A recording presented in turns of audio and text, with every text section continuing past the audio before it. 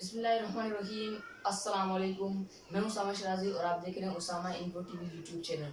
तो आप सबको उसामा इन्फो टीवी में खुशामदीद।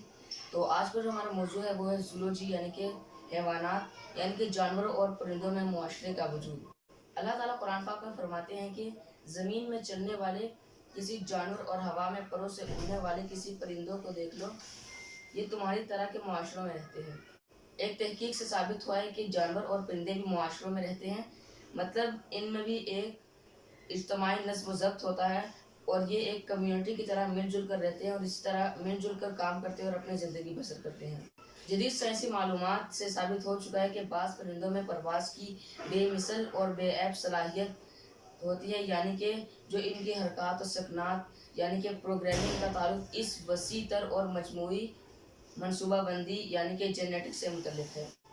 मसलन हज़ारों मील दूर तक नकल मकानी करने वाले परिंदे की जीनियाती रमूज़ में इनके सफ़र तमाम की तफसीलात मौजूद होती है, जो इन परिंदों को इस काबिल बनाती है कि वो नहायत कम उम्री में भी लंबे सफ़र के किसी तजर्बे के बगैर, किसी रहनुमा के बगैर हज़ारों मील का फासला तय कर ले। हैमबर्गर ने अपनी किताब पाव एंड फ्रेजिलिटी में मटन बर्ड नामी एक परिंदे की मिसाल दी है, जो बहरहाल काहिल के इलाकों में पाया जाता है। नकल मकानी करने वाला ये परिंदा 24,000 किलोमीटर का फासला 8 की शक्ल में तय करता है। ये अपना सफ़र 6 में पूरा करता है और मकाम इब्तिदा तक ज़्यादा से ज़्यादा 1 हफ्ते की ताख़िर से वापस पहुंच जाता है। ऐसे किसी सफ़र के लिए पेचीदा मालूमात का होना भी ज़रूरी है, यानी कि इनके लिए नर्वस सेल्स ज़रूरी होते हैं। शहद की मक्खी और उसकी महारत। अल्लाह ताला कुरान पाक में फरमाते हैं, और देखो तुम्हारे रब ने शहद की मक्खी पर यह बात वही कर दी कि पहाड़ों में और दरख्तों में ऊंची छतरियों पर अपने छत्ते बनाए और हर तरह के फूलों के रस चूसते हैं। वो अपने रब की हमवार की हुई राहों पर चलते हैं। शहद की मक्खियों की तर्ज अमल और इनमें राबता व अबलाग वान फर्श की तहकीक पर 1993 में नोबल इनाम हासिल किया। शहद की मक्खी किसी को जब कम्युनिकेट करती है, यानी कि कोई बात पहुंचाती है, कोई नया बाग या फूल दिखाती है, तो वो अपने छत्ते में वापस जाती है और अपने साथी जो उनके मेट्स होते हैं, फेलोज होते हैं, उनको शहद की मक्खियों को इस मुकाम का ठीक ठीक सिमत और पहुंचाने वाले रास्ते के मुफस्सिल नक्शे से आगाह करती है। शहद की मक्खी पैगाम रसानी का ये काम खास तरह की जिस्मानी हरकत से रहती है, जिसे बी डांस कहा जाता है। ताम शहद की मक्खी के बारे में ये सारी मालूमात हमने जदीद फोटोग्राफी और दीगर पेचीदा मुशाहिदाती ज़राए से हासिल की है, लेकिन मुलाहिज़ा फरमाइए कि मज़कूरा बिल आयात मुबारका में कुरान अज़ीम शान ने कितनी सराहत के साथ फरमाया ये है कि अल्लाह ताला ने शहद की मक्खी को ख़ास तरह की महारत अता फरमाई, जिससे लैस होकर वो अपने रब के बताए हुए रास्ते तलाश कर लेती है। एक और तौबा तलब नुक्ता यह है कि मज़कूरा बिल आयात मुबारका में शहद की मक्खी के लिए जो सिर्फ इस्तेमाल किया गया है वो मादा है, यानी इससे ये ज़ाहिर होता है कि ग़िज़ा की तलाश में निकलने वाली शहद फीमेल यानी कि फ़ीमेल मक्खी होती है, मादा होती है। बिलफाज दीगर सिपाही या कारकुन शहद की मक्खी भी मादा होती है। शेक्सपियर के ड्रामे हेनरी द फोर्थ में बाज़ किरदार शहद। दिलचस्प हकीकत यह है कि शेक्सपियर की मक्खियों के बारे में बातें करते हुए कहते हैं कि शहद की मक्खियाँ सिपाही होती हैं और ये कि उनका बादशाह होता है। जाहिर है कि शेक्सपियर के ज़माने में लोग यही समझते थे। उनका ख्याल था कि शहद की कारकुन मक्खियाँ नर होती हैं और वो शहद की बादशाह मक्खी नर को जवाबदेह होती है, लेकिन ये दुरुस्त नहीं। शहद की कारकुन मक्खियाँ मादा होती है और वो शहद की बादशाह को नहीं बल्कि मलका मक्खी को अपनी कारगुजारी पेश करती है। अब इसके बारे में क्या कहा जाए कि गुज़िश्ता 300 साल के दौरान होने वाली जदीद तहकीक की बदौलत ही हम ये सब कुछ दरियाफ्त कर पाए हैं। मकड़ी का जाला नापायदार तरीन घर। अल्लाह ताला कुरान मजीद में फरमाते हैं, जिन लोगों ने अल्लाह ताला को छोड़कर दूसरे सरपरस्त बना लिए हैं, इनकी मिसाल मकड़ी जैसी है जो अपने घर बनाती है और सब घरों से ज़्यादा कमज़ोर घर मकड़ी का ही होता है, यानी कि स्पाइडर का। काश ये लोग इल्म रखते।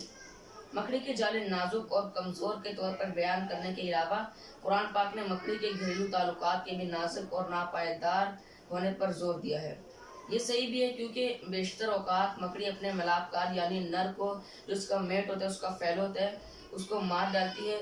यही मिसाल ऐसे लोगों की कमज़ोरी की जानिब इशारा करते हुए भी दी गई है जो दुनिया और आखिरत में तहफ़्फ़ुज़ और कामयाबी हासिल करने के लिए अल्लाह को छोड़कर दूसरों से इसकी उम्मीद करते हैं। चींटियों का तर्ज हयात और बाहमी रवाबित।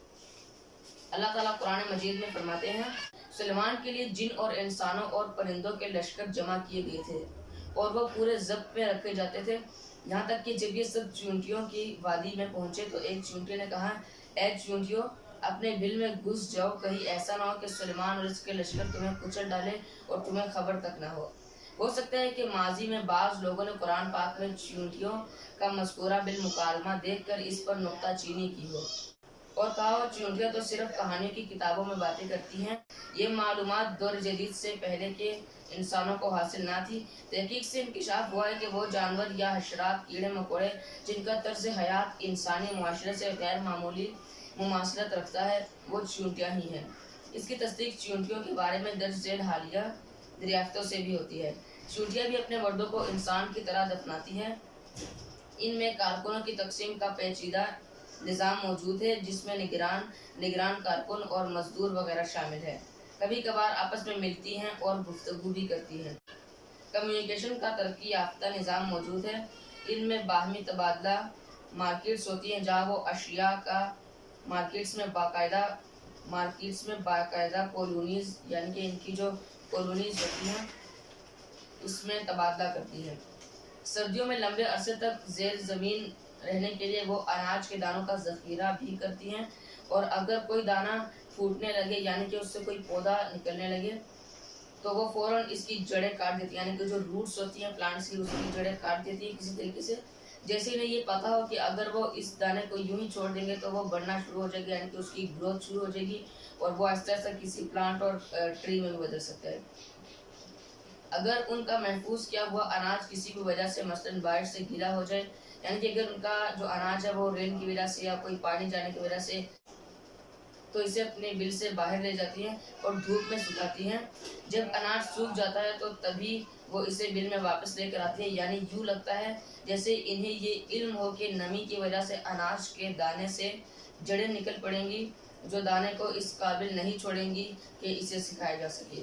तो ये था आज का हमारा मौजू। अगर आपको अच्छा लगा तो हमारे वीडियो को लाइक कीजिए, इससे शेयर कीजिए फ्रेंड्स और फैमिली मेम्बर्स के साथ, और कमेंट बॉक्स में ज़रूर बताइएगा कि आपको ये वीडियो कैसे लगी। तो जाते जाते चैनल को सब्सक्राइब कर दें और बेल आइकन को जरूर दबाएं ताकि आपसे हमारी कोई भी वीडियो मिस ना हो।